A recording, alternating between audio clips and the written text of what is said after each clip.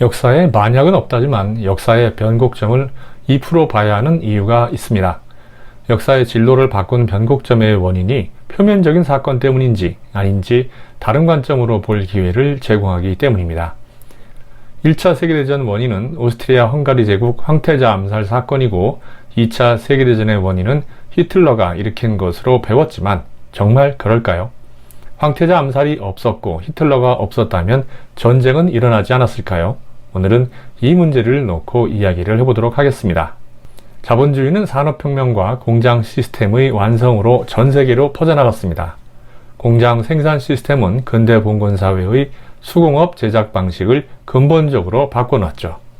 봉건사회에서 A씨가 아이들 구두를 2컬레 주문한다 가정해보죠.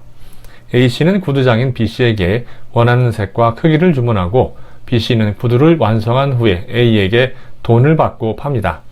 B씨가 생산 과정을 혼자 담당했기에 제작 기간이 오래 걸리는 단점이 있었지만 재고가 없다는 장점도 있었습니다. 공장 생산 시스템에 의한 대량 생산이 시작되면서 B씨는 A씨의 주문을 기다리지 않습니다. 소비자가 좋아할 만한 구두를 대량 생산해서 상인들에게 팔면 되니까요. 살 사람이 누군지 얼마나 살지 모르지만 제품은 시장에 넘쳐나는 과잉 생산 상태인 거죠.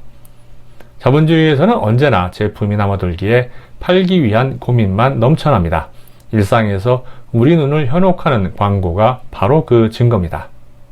구두를 마구 찍어냈는데 예상보다 구두가 팔리지 않아서 자금 부담이 심화되고 있다면 여러분은 이 문제를 어떻게 해결하겠습니까? 해답은 수요와 공급 두 가지에서 찾을 수 있는데요.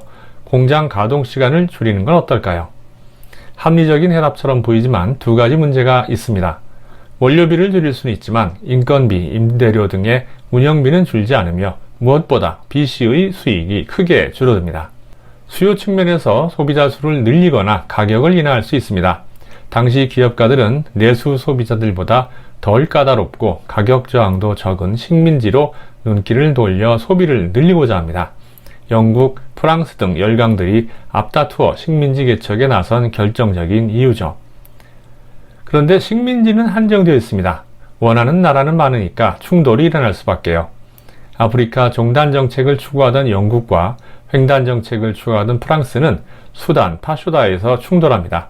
이 사건이 머지않아서 벌어질 제국주의자들의 충돌을 예견한다는 사실을 그때는 아무도 몰랐습니다.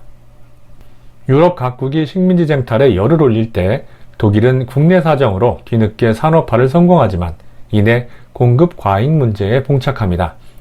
다른 나라들은 식민지 판매로 문제를 해결했지만 독일은 식민지조차 없었습니다. 유일한 해결책은 다른 나라의 식민지를 힘으로 빼앗는 것뿐이었습니다. 공교롭게도 오스트리아 헝가리 제국 황태자가 세르비아 청년에게 암살당하는 사건이 일어나자 호시탐탐 기회를 엿보던 독일은 러시아에 선전포고를 했고 독일, 오스트리아, 헝가리 제국, 이탈리아로 구성된 삼국 동맹과 영국, 프랑스, 러시아로 구성된 삼국 협상이 맞서면서 1차 세계대전의 막이 오릅니다. 1914년부터 4년 동안 치러진 제1차 세계대전은 삼국동맹의 패배로 끝나고 승전국들은 독일에게 막대한 전쟁배상금, 10%가 넘는 영토 제공, 군대 보유 제한 등을 내걸며 치명적인 타격을 가합니다. 전쟁이 끝난 후 세계 경제는 아이러니하게도 탄약, 대포, 총기 등 군수품 생산 덕분에 일시적으로나마 공급 과잉의 문제를 해결하고 성장하게 됩니다. 경제성장세 속에 호경기가 지속될 거라 예상하고 투자를 확대했던 B씨의 꿈은 곧 벽에 부딪힙니다. 재고가 쌓이기 시작한 거죠. 식민지도 포화 상태인지라 B씨는 할 수 없이 제품 가격을 할인합니다.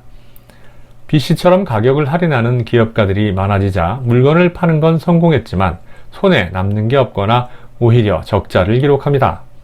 구두 한 컬레 가격이 가죽 3,000원, 임대료 1,000원, 인건비 2,000원, 세금 등 기타 비용 1,000원, 이윤 3,000원으로 구성되어 있다고 가정해보죠. 구두 가격이 만원일 때 한 컬레를 팔면 3,000원을 벌 수 있었으나 가격을 할인해서 7,000원에 팔면 B씨는 단 한 푼도 벌지 못합니다. B씨는 자기 이윤을 확보하기 위해서 직원들을 해고합니다.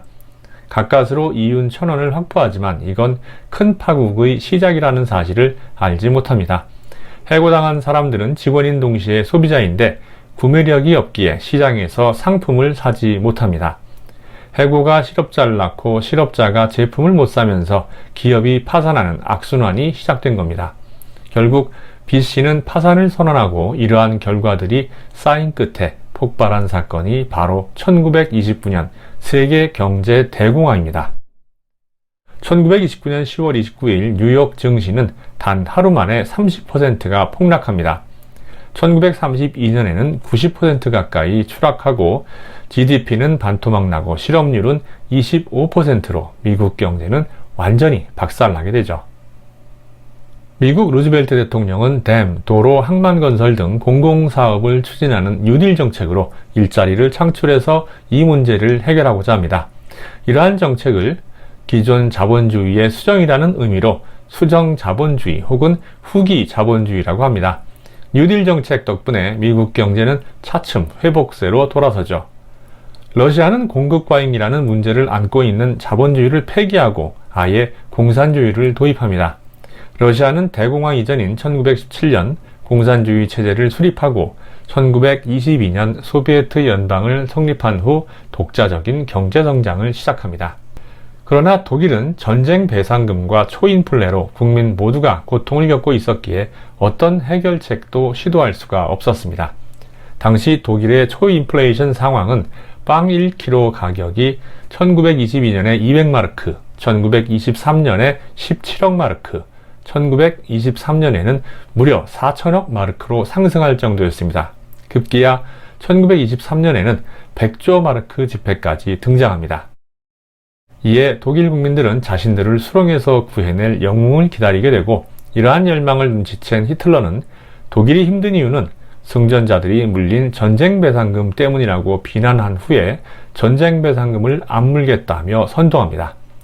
위대한 아리안족의 국가를 창조하겠다며 땅에 떨어진 독일 국민들의 자존심도 한껏 높이죠. 이러니 독일 국민들이 모두 히틀러를 찬양하며 돌아버릴 수밖에 없었던 겁니다. 전쟁이 유일한 해결책이었지만 문제는 독일에 돈이 없었습니다. 히틀러는 고민 끝에 군비도 조달하고 아리안족의 자긍심을 충족할 수 있는 기발한 해결책을 떠올리는데요. 유대인들의 재산을 몰수한 후 군비로 충당하는 방법이었습니다. 지금 보면 한심한 선택처럼 보이지만 막다른 골목에 몰린 독일은 선택의 여지가 없었습니다. 전쟁에서 승리한다면 배상금을 안 내도 되는 건 물론 오히려 배상금을 받아낼 수 있고 향후 무역에서도 우위를 가질 수 있었으니까요. 서로 패배한다 해도 전쟁 특수를 이용해서 파탄에 빠진 경제를 살릴 수 있었습니다. 이러니 저러니 해도 현재보다 무조건 낫다는 계산이었던 겁니다. 히틀러가 없었어도 2차 대전은 일어났을 것이라는 추측이 나온 이유입니다. 한편 일본은 왜 연합국이 아닌 독일 쪽에 붙었던 걸까요? 메이저 유신으로 근대화에 나선 일본 역시 공급 과잉 문제를 해결해야 했기 때문입니다. 청일전쟁, 러일전쟁으로 대만, 조선, 사할린을 식민지로 삼았지만 대공황 여파를 견디다 못한 일본은 중국 시장을 손에 넣기 위해서 중국 시장을 노리던 영국, 프랑스 등 연합국과 반대편에 설 수밖에 없었던 겁니다.